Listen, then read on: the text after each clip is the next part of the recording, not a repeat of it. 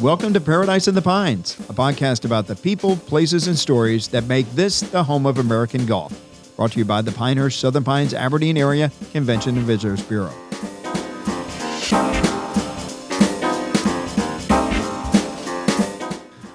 Welcome to this special episode of Paradise in the Pines. I'm Dan. I'm normally sat over there producing this thing, but we're all on a week off right now from the Convention and Visitors Bureau. We're at home with our families celebrating Christmas, and so we thought this would be a good week to bring a special episode to you that's recapping all of the things that are coming to the home of American golf next year in 2024.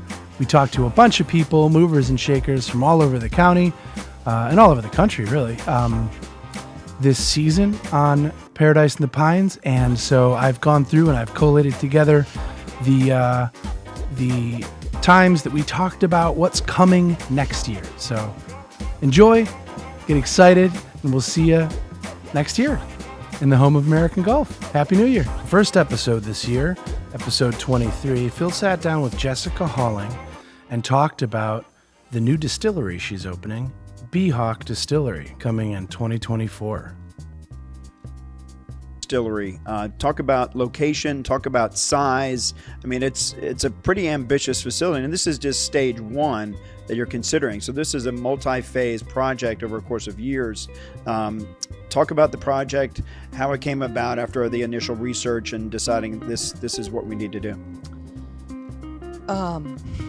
There's a lot of branches and sequels to this story. Yeah, but I bet. I think the main thing, Phil, is that we wanted to be members of our community. So there's a variety of business models we could have selected. We could have just sourced product with a beautiful label, and a lot of companies do that. They're very, very successful in doing so. But we wanted to be members of this community. And we also wanted to have a presence as a veteran-owned business. It's very important to us to behave as ambassadors of retired military veterans and all military veterans. And we wanted a really special place. And so we knew we wanted it to be big enough to do that. Mm-hmm. And then we relied on experts as to what type of facility would meet those goals, really. And so we landed on what we're calling a regional destination distillery. It's about, it'll all told, maybe just short of 16,000 square feet, mm-hmm. Where we'll have a manufacturing plant and a dedicated blending and bottling area, a storage building to start, a cocktail bar with a lounge associated with it, so porches, real nice place. Mm-hmm. Small event space and offices. Phil spoke with Tom Pashley about Pinehurst's extensive plans, including an entirely new golf course, the 10th golf course at Pinehurst. Tom, you're here. Congratulations once again on announcing Pinehurst number 10. I don't think it was a matter of, when. It wasn't a matter of when, how are you going to do it, but when. So what made this the right time? Yeah, we've as you know, we've been sitting on this land for a couple of decades. It was acquired on two different occasions. The first piece of land was kind of acquired in the late 90s, and then the Pitt Golf Course closed in 2010. We acquired it in 2011. So we've had land for future golf for several decades. Core Crenshaw did a routing back in 2012 that we were just sitting on. At the time, we didn't need more golf, and so now, is we've seen golfers return in record numbers. Members are playing record numbers of rounds of golf right now. We need more golf. And so luckily we have this land where we can dream about future golf. And so we decided the time is right. We need to do it. But golf architects right now are super busy. Right. And so, Core and Crenshaw, who had already done the routing, you get in touch with those guys, and they're a couple years away from being able to take on a new project. So then we were thinking about other options, and clearly Tom Doak is one of the best golf architects in the world, has done some amazing work on sand, and so we got in touch with Tom Doak, And his words were, if you can do it sooner than later, I might be able to work it in. Yeah. And that was music to our ears. You're Like, right. all right, let's get going. Let's go soon. And so we put it on turbo and worked real fast to make it happen. If people aren't familiar, the location for Pinehurst number 10 is at the old Pitt Golf Course, about 4 miles south on Highway 5 down in Aberdeen. So, it's interesting because I never heard that Core Crenshaw had done a routing about 10 years ago. Did it follow the original Pitt design? And will the Tom Doak design kind of follow what the Pitt was, or will it be a completely just use of the land however he wishes? Totally different. So a golf course sits on approximately 250 acres of land, plus or minus. And so again, we have 900 acres. So Right. it's not redoing the pit. The pit, sits kind of horizontally. This is kind of an east to west piece of land, and so it's long and narrow, if you will. And so the pit is on some of that land, but no, this is not a redo of the pit. This is going to be a totally new golf course. The Doak routing sits kind of on the western side of the property, and it's neat because it touches kind of 3 different types of terrain. It does touch some of the old pit tailings, that has some really interesting landforms. Yeah. It moves north into some untouched, pine forest land, and then it also bleeds down into these areas that have 2 ponds on them. So you're going to get a neat combination of some ponds that look very natural, these pine forests, and then these landforms that you wonder, how did these get here? It's some remnants of the mining operation. I understand you called Tom Doak last May. How many times have you and he or you walked, ridden in the Gator across that property since then? Since then, I've probably been out there 20 different times. It's fun. It's fun to go out to this untouched land and hear silence and see wildlife, turkeys, and all sorts of stuff. Doak has been out there probably 3 times since we've been in touch, maybe 4. The person who's been out there the most is the owner of Pinehurst, Bob Dedman. Huh. Every time he visits, which is 6 to 8 times a year over the last 5 years, he's gone out to that property and begin to figure out, how are we going to pull this off? And he just has kind of fallen in love with the land and is excited about what we're going to do. So again, that gets back to how fortunate we are to be family owned and to have Right. owners Oh, yeah. who are in this for the long term. We acquired the land decades ago, have patiently waited for it, didn't develop it for some other purpose, waited until the right time, and that time's now. And if people aren't familiar with Tom Doak, some of the domestic golf courses he's built, Pacific Dunes in Oregon. I know you've been to Bandon. Have you played Pacific Yep, Dunes? I have. Okay. Ballyneal in Colorado. Sebanak, is it Sebanak? Sebanak. Sebanak in New York. Old McDonald in Oregon. Streamsong Blue, of course, in Florida. In fact, Streamsong was just sold for $160 million by Kemper Sports Group and some investors there. So interesting transition there at Streamsong, one of your competitors, of course. Tweaked Wailea Country Club, where the Sony Open is being played as we record this. Originally Seth Rayner did that golf course out in Hawaii. So and people have not heard of Tom Doak, or people that have, and there have been a lot of architects, but this is the first Tom Doak course. Was that a reason to have Tom do this? Because one thing I've learned in my 5 years here is Pinehurst never copies anybody. They're usually exclusive, original. You're the first to do something. So the first Tom Doak, did that play into, obviously you want a great golf course architect, but to have the first Tom Doak golf course in this destination, did that play even a small part into it? Absolutely. We like to offer our guests variety and variety and some of the best golf architects in the world. And so walking through and playing golf at Pinehurst is like going through a golf architecture museum, if you will. You get Donald Ross's masterpiece, you get Gil Hance, you get Ellis Maples, Reese Jones, Jack Nicklaus, Tom Fazio, and now you'll have Tom Doak. And so, yeah, we love to be able to provide just a lot of variety. There's other destinations that have gone with one architect and they've gone deep with that architect. Right. I think that the latest, it's not a trend, if you will, but it just, most destinations now are giving people a lot of options when they come and visit. And some of it is all in the same ethos, kind of this natural, sandy, minimalist style of architecture. But yeah, Tom Doak doesn't have a golf course in North Carolina. Look, I've played a lot of golf. I've traveled and had an opportunity to play a ton of golf, and I think I've only played 3 of Tom Doak's courses. And so that you still don't have a lot of them out there in the world, and I think it will be a treat for visitors to the destination to have a chance to play a Doak course. You talk about the sand and building on sand, minimalist. What is so intriguing about building on sand? Is just because you don't have to move a lot of rocks and clay. I mean, is it easier to just move the land? I think that factors in for sure. Rocks don't know what that's like. I've seen some destinations that have rocks or courses that have rocks, and they're using dynamite and heavy machinery. Sand is easier to move around as you're building it, but it also allows you to do some things. Think about the green surrounds of Pinehurst number 2 and these swales. And we're fortunate, to not have a lot of clay or water drains after it rains. But imagine a clay-based soil up in the Northeast somewhere. If you had this little valley off to the side, a closely mown roll-off, almost like a grass bunker, it'd be full of water, after a rainstorm, and it might sit there for 3 days. And so the sand allows you to do some shaping around the greens that after rain it's going to just percolate and be gone. And so I think Ross, that was one of the brilliance of his greens complexes at Pinehurst number 2. He could do things here that he wouldn't have been able to do in Boston, where he arrived when he came from Scotland. So I think it's easier to construct, but it also allows you to do some things with the complexes around the greens that you couldn't do otherwise. In the midst of all the coverage of Pinehurst number 10, when you announced it, you said something that just like it really popped. You've been there for 25 years or so.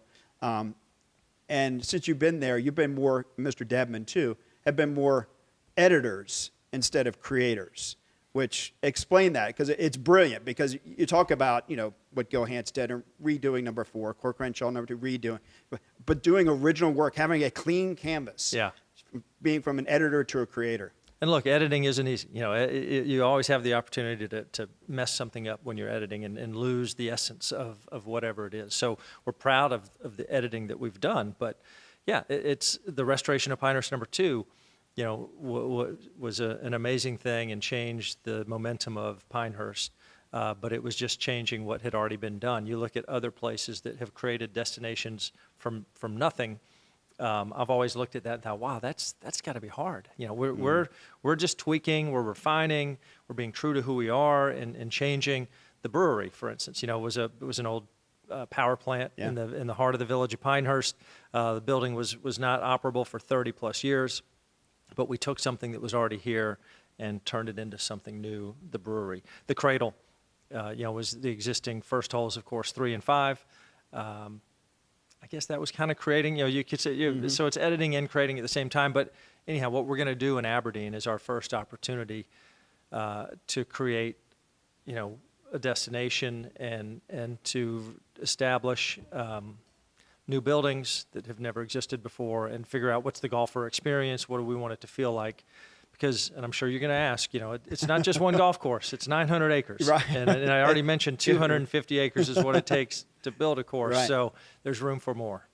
Wow. Well, when's Pinehurst number 11, Tom? Well, again, we have a Cork Renshaw routing we've been sitting on. This is not touching that routing. Yeah. This is the western side of the property, so we still have plenty of land to do more things in the future. Okay. In episode 31, Phil talked with Ron Green about his memories of the last U.S. Open that was held here in the Pinehurst area, and they both look forward to the next U.S. Open coming in 24. Very excited to see it. What do you think about the growth of Pinehurst over the years? I mean, next year we'll have the U.S. Open on number 2, 25th anniversary of Payne's amazing historic victory there.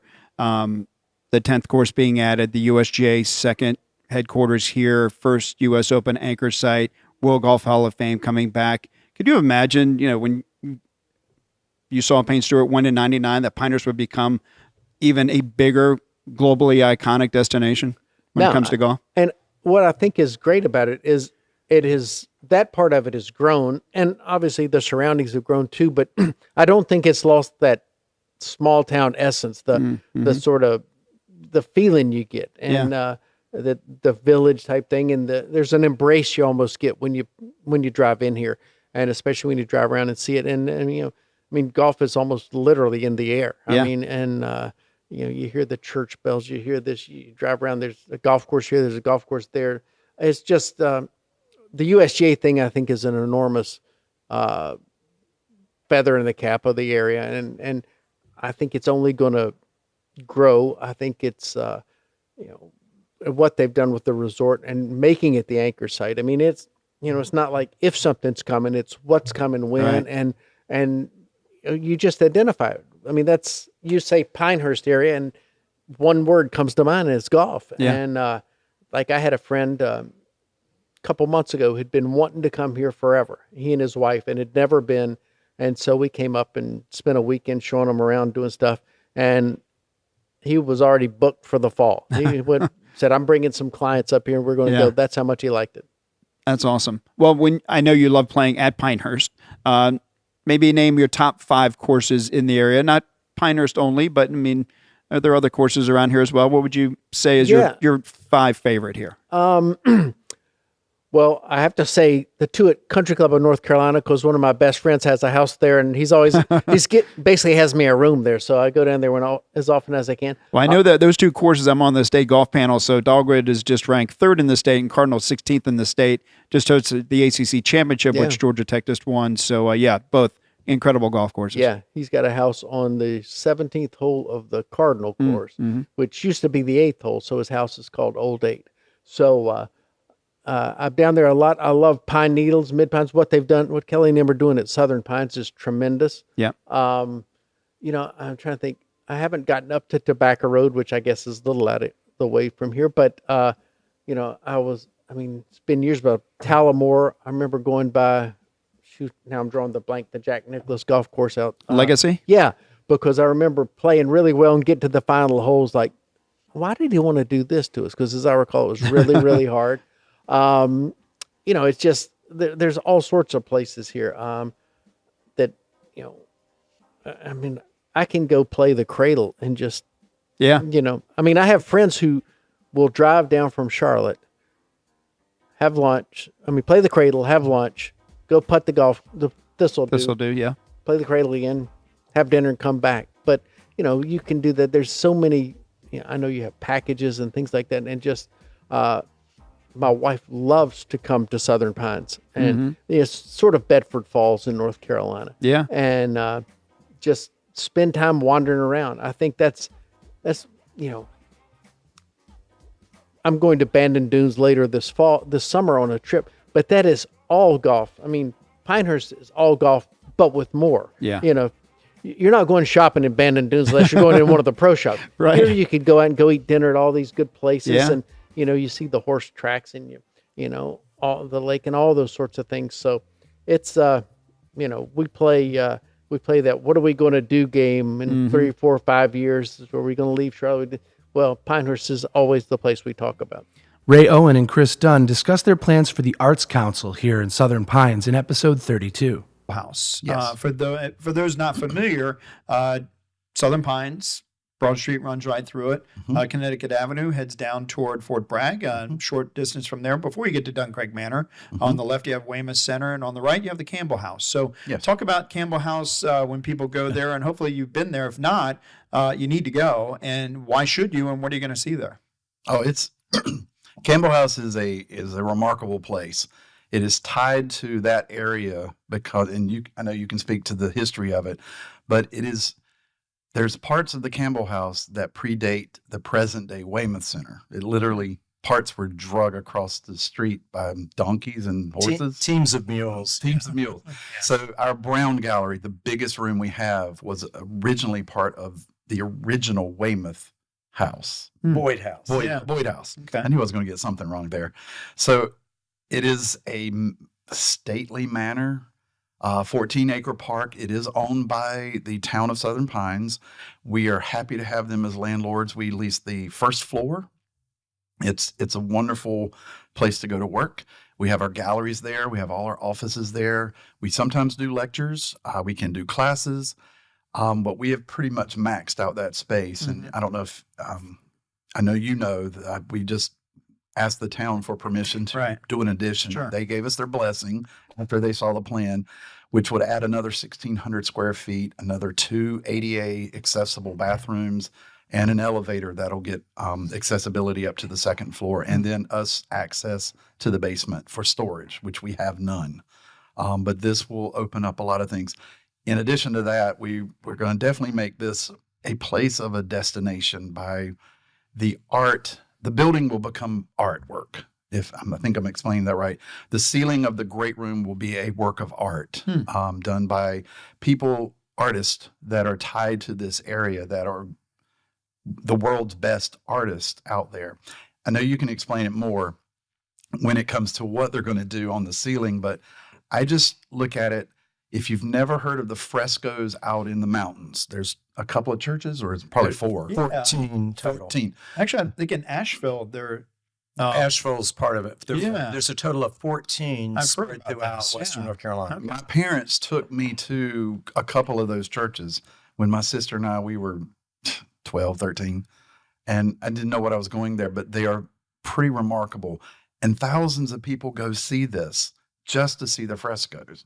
So we're going to, in addition to the exhibits that we do, the actual building inside will become a work of art that people will want to come see. Dan is our podcast producer, destination storyteller, painter by trade. Yep. Painted the latest mural in Carthage. So Yep. he would love to be. I'm sure he's probably sitting there going, "I would love to." And I keep thinking of Lionel Richie dancing on the ceiling. Oh, yeah. So no disrespect to the frescoes. No. I don't know why that popped into my head, but I thought about that song when we talked about the ceiling. Spider-Man. Yeah, in this. yeah. I mean, that's interesting. So how many people would this entail? So the project he's describing in Western North Carolina, all the artisans that created those all have ties to Southern Pines. Southern Pines, for the last 40 years, has a solid tradition throughout the world for classical realism. And so many of the most noted artists of our generation have trained in the town. And so we still have ties to those people. And so the concept for the ceiling is that it will be embellished with decorative plaster. One of the most noted decorative plaster artists in the world lives in Southern Pines. He's a board member. Huh. He's a board member. Who is this person? Patrick Webb. Patrick Yep. Webb. Okay. And then various artisans that are tied to the frescoes in the western part of the state will be doing panels in the ceiling. And just one of the counties, I think it's Avery County, 25,000 people a year come to see those. I was going to say, well, will you be able to come and watch the progress of this? Or Yes. Okay. And people will learn. And the idea is that this cultural corridor where the Campbell House is, you've got Weymouth Center, you have the Arts Council Campbell House, you've got Horse Country, you've got Fort Liberty, Fort Bragg. Along that corridor, it represents the unique culture of who we are as a people of the Sandhills. And it's a world-class destination. And so our concept is that we want people to come here and stay in the town, to stay in the hotels, to come visit and see the art, to understand who we are. The newcomers that come here, that move here, will understand us and become part of it. And I just think it'd be wonderful for all the shops and towns and breweries to have people come in. And also, I mean, we're tourism from Ward County, so this is a huge opportunity. Yeah. And we look forward to it. When is this going to get started? We're starting on it now. In fact, I'm working on the case statement now. And to be honest, Phil, all the different things that we've heard you talk about when you speak publicly, we really have taken it to heart because it's helped us understand a lot about ourselves and then the language of this, because coming from the creative side, the way in which, the Chamber of Commerce, for example, or a CVB describes a destination or a brand, it's really helped us see the cultural brand in a clearer light. Bob Farron, Pinehurst's secret landscaping weapon, discusses his take on the 10th course at Pinehurst coming in 24 in episode 33.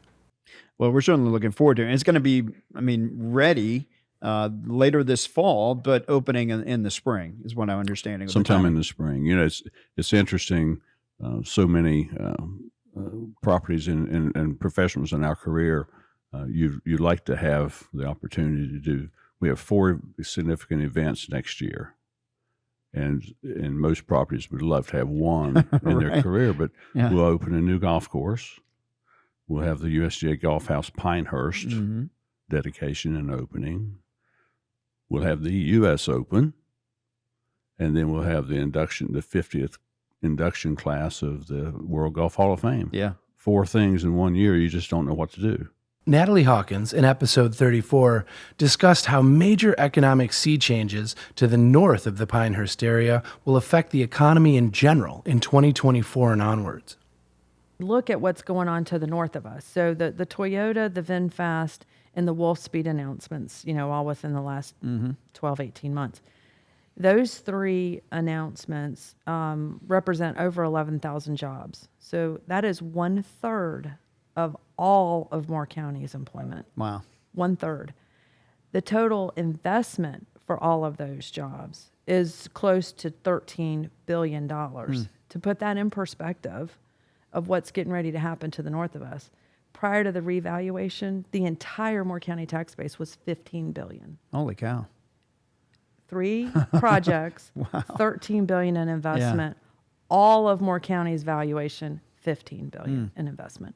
In value. So these are significant projects, and I think that they will do a couple things. They're going to increase demand for housing. I think people are going to want to live in Moore County. And affordable housing is a big deal. Affordable housing is a big deal.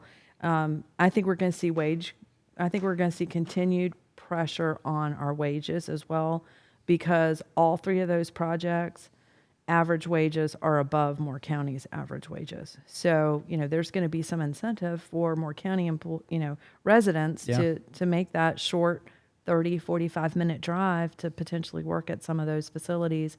And that's a concern of mine. That's a concern of our employers, who, as we talked about just a few minutes ago, are having trouble, finding the workforce that they need today. Right.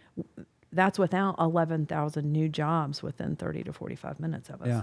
And that's just those 3 announcements. I mean, there's many, many more. Sure. So I think we're going to see wage pressure. We're going to see ancillary businesses. I think the demand for that's going to continue to go.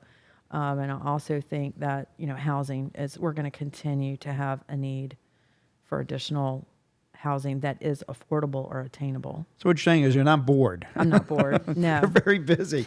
No, they're very complicated issues, and they're all interrelated. No question.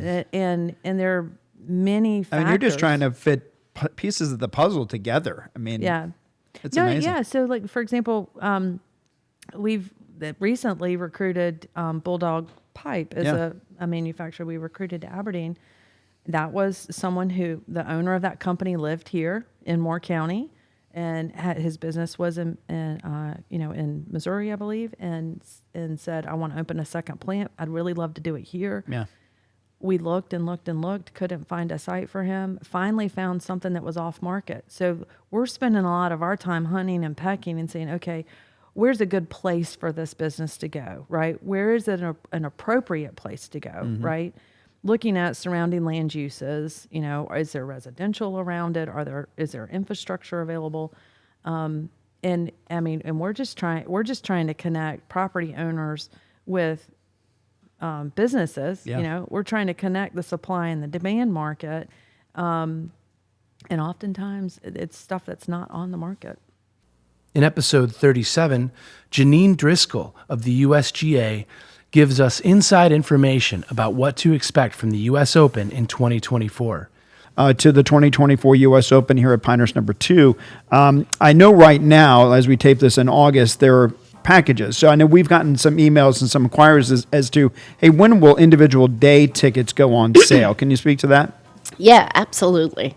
First of all, usopen.com, probably a quicker conduit. You'll see on usopen.com, not only are we selling U.S. Open tickets for 2024, but we also have our volunteer sign up directly on usopen.com. We're going to need more than 4,000 volunteers to be able to conduct the championship, and so we encourage everybody to do that. Right now, you're going to see some of the weekly packages. We just sold out on the Saturday and Sunday packages. I personally really like that that ticket that is right off of 8 and 14, I believe, that allows you to enjoy the experience on an outdoor pavilion. I've always found at the championships where we have those, that's where the excitement is. It's kind of like a beer garden atmosphere, and People just have great beverages. It's covered. You can see golf. I really love the 8th hole of number 2. Yeah. I think it's where a lot of great action is going to happen as well, that kind of corner. So I'd highly encourage people to look at those packages. As well as I do, it's hot in June. So Right. some of those packages, especially Trophy Club, they're going to come in handy. Right. A little bit later in the year, probably around the holidays, is when you're going to see us release some individual ticket options. I'm going to tell you specifically that we're selling a package called, it's an $18.95 package. It's about some grandstands that are going to be right on the 18th green. Reg Jones has talked about this a little bit. I think that's going to be the special ticket. Yeah. I've told all of my friends personally, this can be my 10th U.S. Open for the USGA. Can't believe that. That's Yeah. gone by in a blink. My first Open was Pinehurst, but you pick the days that you want to come to the championship. I would go for 1 full day, 2 full days of just having a great experience on site, and to put your investment there of being able to have the food options that you want, the beverage options that you want, the covered air-conditioned options that you want for a Friday or a Saturday, and then be able to do what we all do. Go home, watch it on TV, Yeah. see the incredible coverage that is there. And that is what makes for a great individual experience. In episode 41, Eric Kuster, Vice President of Pinehurst Resort, talks about specific details that you can expect to see when you visit the home of American golf for the 2024 U.S. Open. We can't wait to see you there. 241 days away from the 2024 U.S. Open. I get asked as well, when are you going to start seeing the impacts of grandstands? When is that going to start? Yeah. When are you going to start seeing the impact of that Open? We know that it's here and it's coming. When the net goes up on Maniac Hill, I feel like that's like, okay, this is real. This is happening. That's going to be, don't quote me on this, but I'm pretty sure it's going to be sometime in late January, early February.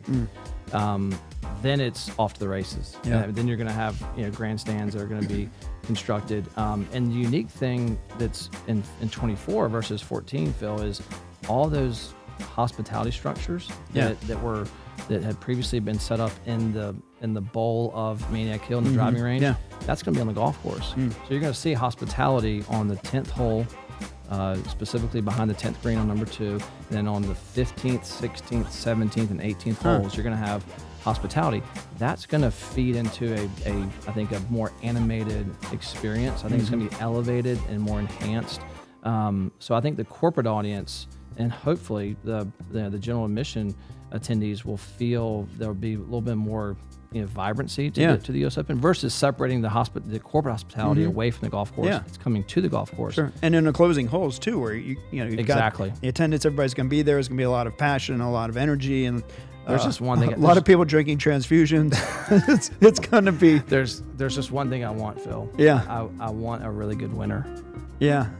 I mean, with all due respect to previous winners, champions at Pinehurst, we need to have someone, who we can, market. As I'm looking at the young kid in the orange +4s, reminiscent of Ricky Fowler. But He played well in 14. yeah, we need to find someone who's dynamic and got a good personality and maybe American. Maybe. Yeah, I would concur with you there. If you look at the grandstand from 2014 over the 18th hole, kind of modest, I would say, compared to the artist rendering of what I see it's going to be for the 2024 U.S. Open. Plus, for the first time ever, it's going to have a suite built in the 1895 Club. Talk That's about right. that. Yeah, thank you for plugging that. The 895 Club will be the highest end premium product for hospitality that the USJ will offer and has ever offered at a US Open. And that will be programmed and built into that 18th grandstand. The 18th grandstand is going to be significantly bigger than it was in 14. So that's it. That's another element of excitement for hospitality in 2024. It has been well received by the market. It's kind of that if there was something that would compare to the Green Mile over in Quail Hollow, Yeah. that high-end hospitality, premium price, that's really where they're going with this particular product. So we've enjoyed, helping USJ promote that and sell it, and it's been very well received by the corporate market. Thank you so much for listening to this special episode of Paradise in the Pines. Thank you for subscribing. If you haven't subscribed yet, you should. It's free. And, you'll just learn about when we have new episodes coming out. Anyway, thank you all. Happy New Year. Peace.